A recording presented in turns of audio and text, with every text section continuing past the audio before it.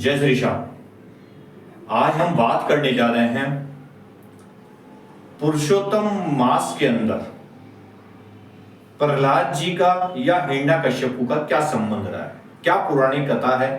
श्री पद्म पुराण के अनुसार उस कथा का आज व्याख्यान करने जा रहे हैं और उस कथा में क्या अंकित है।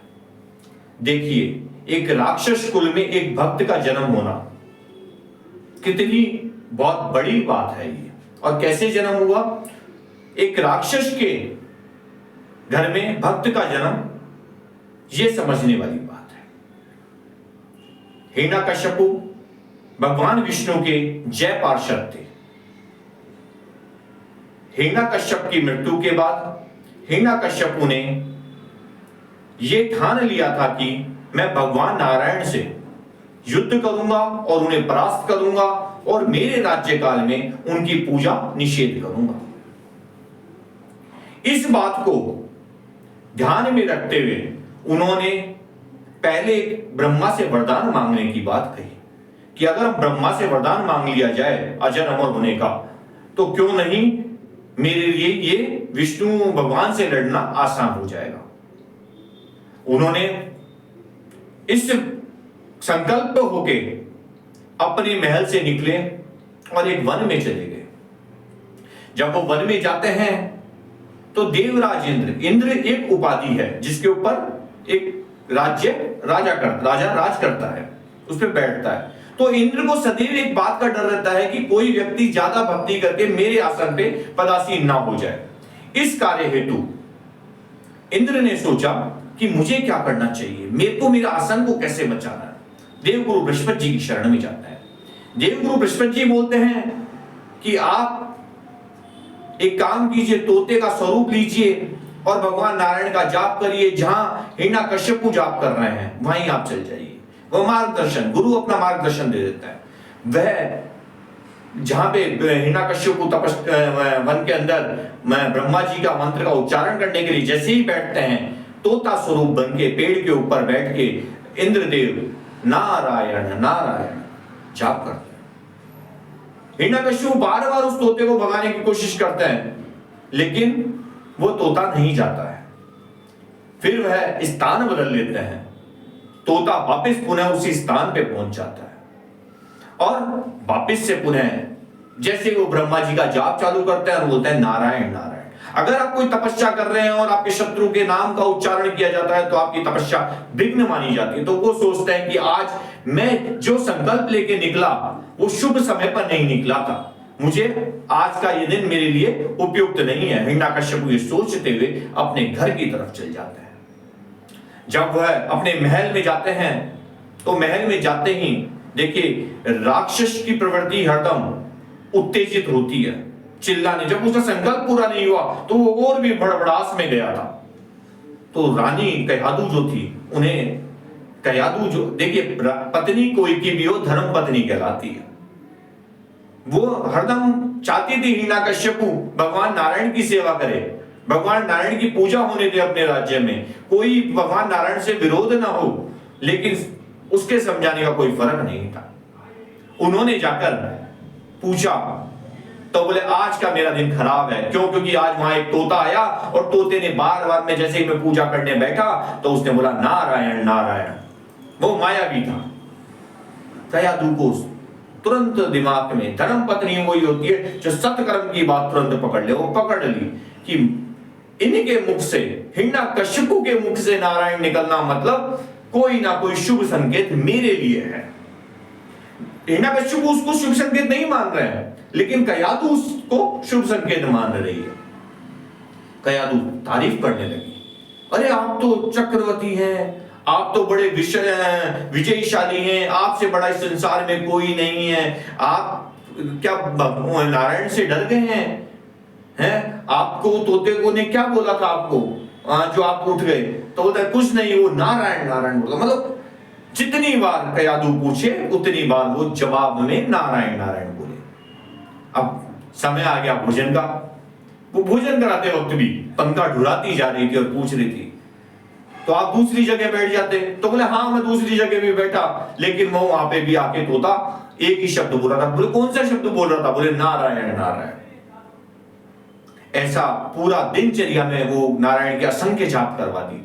अंत समय जब वो महल के अंदर अपनी पत्नी के साथ कयाधु के साथ था, कयाधु हिरण्याकश्यपु की तारीफें करने लगी। और जो अयोग्य व्यक्ति होता है, जो अपनी तारीफ से ज्यादा खुश हो जाता है, जो तारीफ से ज्यादा खुश होता है उसे अयोग्य व्यक्ति मानता हूं। तो हिरण्याकश्यपु की तारीफ सुन के कयाधु के मुंह से हिरण्याकश्यपु बड़े खुश हुए, प्रसन्न हुए, और उन्होंने बार बार में उसी संवाद में जब बार बार चल रहा था तो एक ही बात बोल रहे थे, नारायण नारायण नारायण नारायण नारायण नारायण। और दोनों में प्रगाढ़ प्रेम हुआ। और उसी दिन कयाधु के गर्भ में प्रहलाद जी का उत्पत्ति का बीज पड़ गया। धर्म के नाम का, नारायण के जाप का नाम करते करते जब गर्भ स्थापित होता है तो भगवान का भक्त ही पैदा होता है। 2-3 दिन बाद हिरण्याकश्यपु अपना प्रण नहीं छोड़ा भाई, वो अपने प्रण के लिए अब क्या पहाड़ों पे चले गए। पहाड़ पे जाके वो ब्रह्मा जी की उपासना करने लगे। इंद्रदेव फिर सोचने लगे कि ये अब यहां उपासना कर लेगा तो मैं क्या करूं। उन्होंने कयाधु को बंदी बना लिया।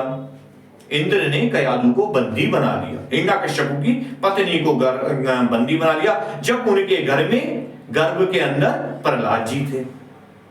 ये बात देखकर भगवान के परम भक्त भगवान नारद जी कयाधु को इंद्र के बंधन से मुक्त करा के अपने आश्रम में लिया और वहां पर नित्य प्रति नारायण भगवान के नाम का जाप होने लगे, हवन होने लगी, पूजन होने लगी। और गर्भ में ही प्रहलाद को ओम नमो भगवते वासुदेवाय का दिव्य मंत्र प्राप्त हो गया।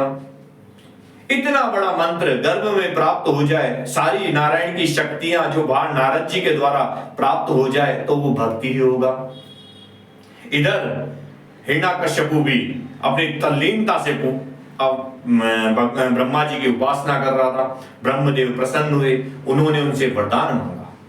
वरदान मांगते वक्त उन्होंने कहा मुझे अजर अमर कर दो।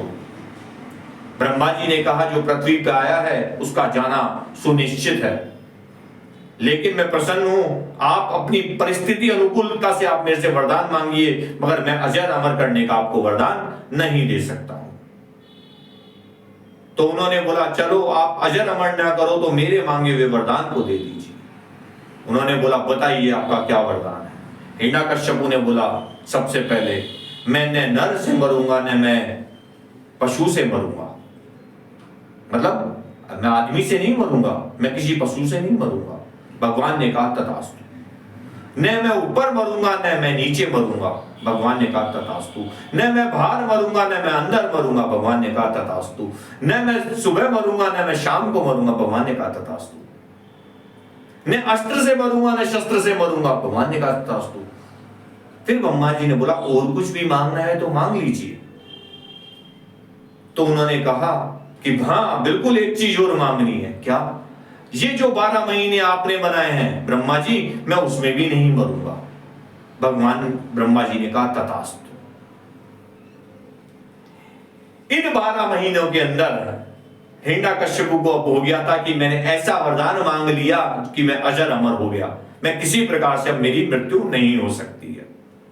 और वह खुश होकर वहां आए, कयाधु भी महल में आई, प्रहलाद का जन्म हुआ।